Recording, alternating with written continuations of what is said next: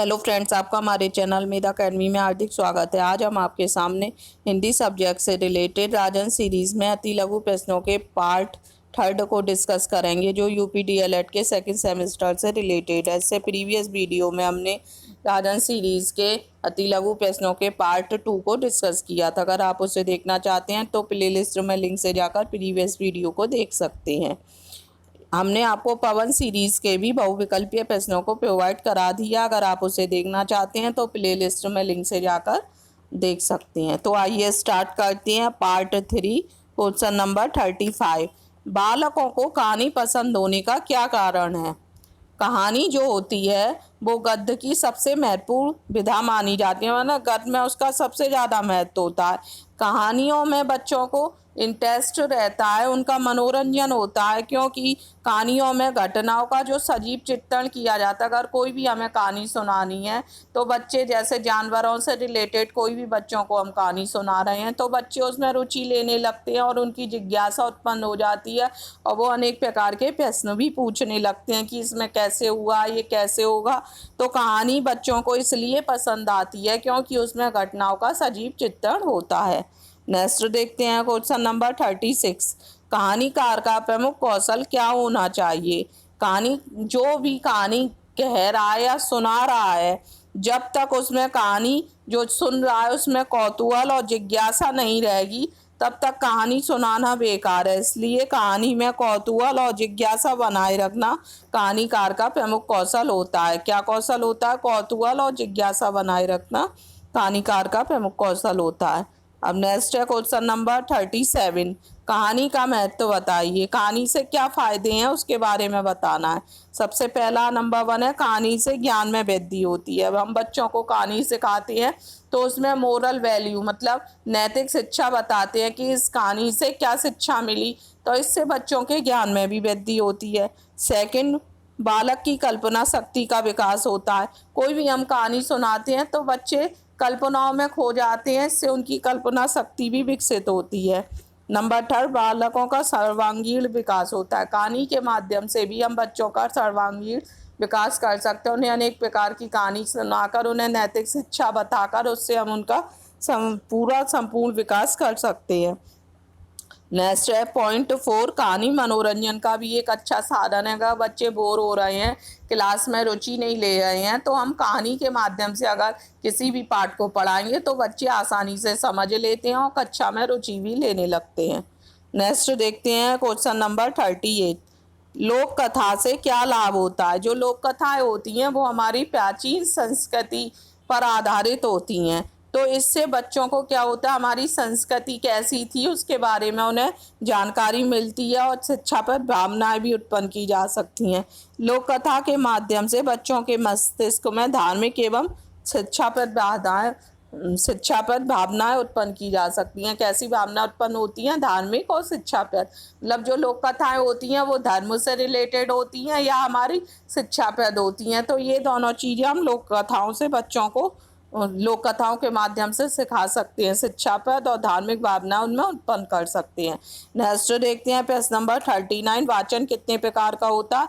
वाचन जो है वो हमारा 2 प्रकार का होता है, एक स्वर वाचन, एक मौन वाचन। नेक्स्ट देखते हैं प्रश्न नंबर 40। ध्वनि कितने प्रकार की होती है? एक सार्थक ध्वनि जिसमें कोई अर्थ निकलता है, एक निरर्थक ध्वनि जिसका कोई अर्थ नहीं होता है। नेक्स्ट देखते हैं क्वेश्चन नंबर 41। शब्द किसे कहते हैं?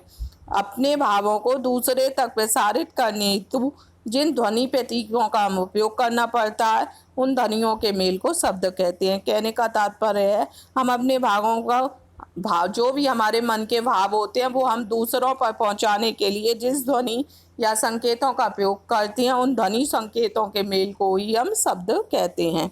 नेक्स्ट देखते हैं क्वेश्चन नंबर 42। गतिविधियों पर आधारित शिक्षण से क्या अभिप्राय है?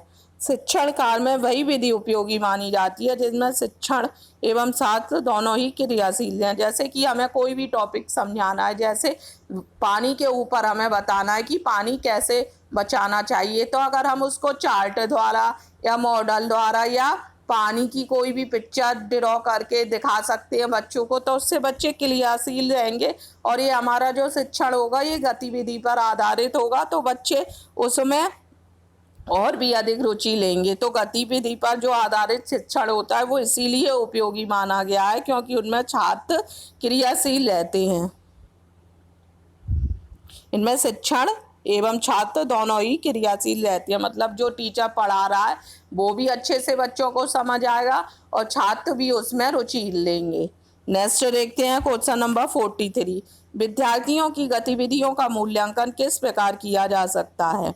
जो विद्यार्थियों से हम अनेक प्रकार के कंपटीशन कराते हैं, जिसे इंग्लिश में कंपटीशन कहते हैं, या अनेक प्रकार की गतिविधियां कराते हैं, उनका मूल्यांकन किस प्रकार से कर सकते हैं? बाल सभा करा के, विद्यालय की पत्रिका बनवा के, या वाद विवाद प्रतियोगिता करवा के, या अंताक्षरी प्रतियोगिता, या वार्षिकोत्सव या अन्य समारोह की भागीदारी व उपलब्धता द्वारा मूल्यांकन किया जा सकता है। विद्यार्थी की जो भी गतिविधियां होती हैं उनसे वाद विवाद प्रतियोगिता, अंताक्षरी प्रतियोगिता, या विद्यालय की जो पत्रिका छपती है उसके द्वारा, या वार्षिक उत्सव द्वारा, या अन्य कोई भी 15 अगस्त 26 जनवरी का प्रोग्राम होता है उसके द्वारा हम उसकी उपलब्धि का मूल्यांकन कर सकते हैं। नेक्स्ट देखते हैं क्वेश्चन नंबर 44।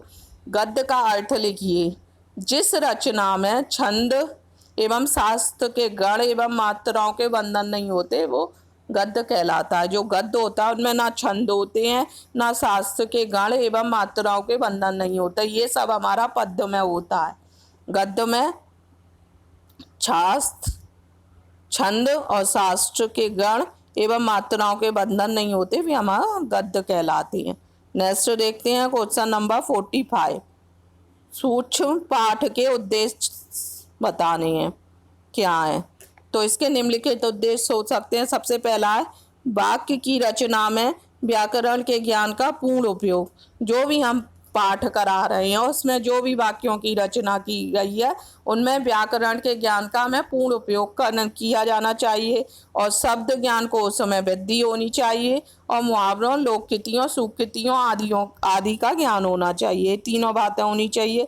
शब्द ज्ञान को उसमें वृद्धि होनी चाहिए, मुहावरे, लोककृतियों, सूक्तियों आदि का ज्ञान होना चाहिए, और वाक्यों की जो भी हमने रचना की है वो व्याकरण के ज्ञान का पूर्ण उपयोग होना चाहिए। ऐसा नहीं है कि व्याकरण की दृष्टि से वे अशुद्ध हो।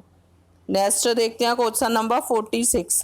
वाक्य कितने प्रकार के होते हैं? वाक्य जो होते हैं वो हमारे 3 प्रकार के होते हैं, सरल वाक्य, मिश्रित वाक्य और संयुक्त वाक्य। नेक्स्ट देखते हैं 47। उपसर्ग का अर्थ बताते हुए कोई 4 उदाहरण लिखिए।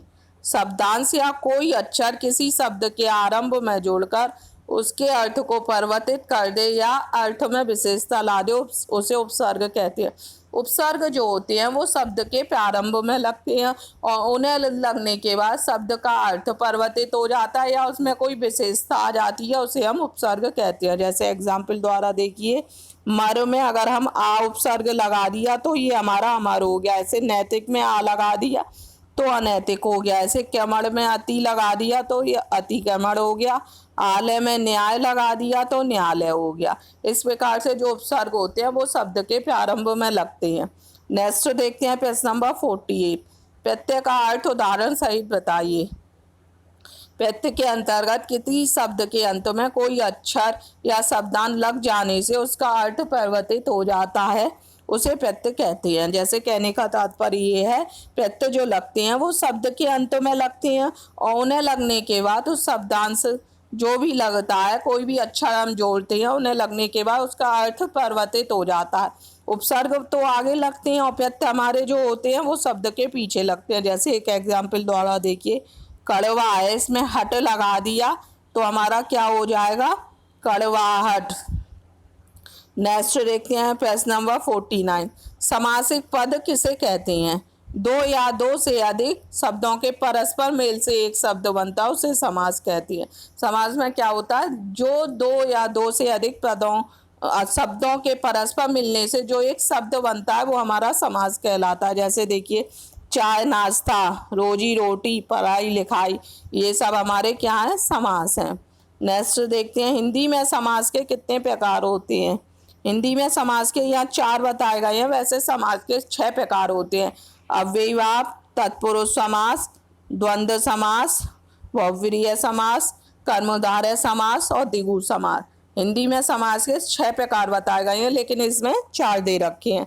अव्ययीभाव, तत्पुरुष समास, द्वंद्व समास, बहुव्रीहि समास, द्विगु समास और कर्मधारय समास। नेक्स्ट देखते हैं क्वेश्चन नंबर 51।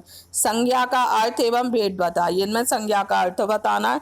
वे सब जो इसमें किसी व्यक्ति, वस्तु, जाति, स्थान आदि का बोध कराती हैं उसे हम संज्ञा कहते हैं। संज्ञा हमारी 5 प्रकार की होती है। व्यक्तिवाचक संज्ञा, जातिवाचक संज्ञा, भाववाचक संज्ञा, समूहवाचक संज्ञा, द्रव्यवाचक संज्ञा। संज्ञा कितने प्रकार की होती है? 5 प्रकार की। व्यक्तिवाचक, जातिवाचक, भाववाचक, समूहवाचक और द्रव्यवाचक। वे सब जिनसे व्यक्ति, जाति, स्थान आदि के नाम का बोध कराते हैं उन्हें हम संज्ञा कहते हैं। नेक्स्ट देखते हैं। अब इसका आपको 4 पार्ट में हम आपको इसके आगे के क्वेश्चन को प्रोवाइड कराएंगे। अगर आपको हमारा वीडियो अच्छा लगा हो तो प्लीज़ हमारे वीडियो को लाइक कीजिए और हमारा अगला वीडियो देखने के लिए हमारे चैनल को सब्सक्राइब कीजिए और अधिक से अधिक लोगों को शेयर कीजिए।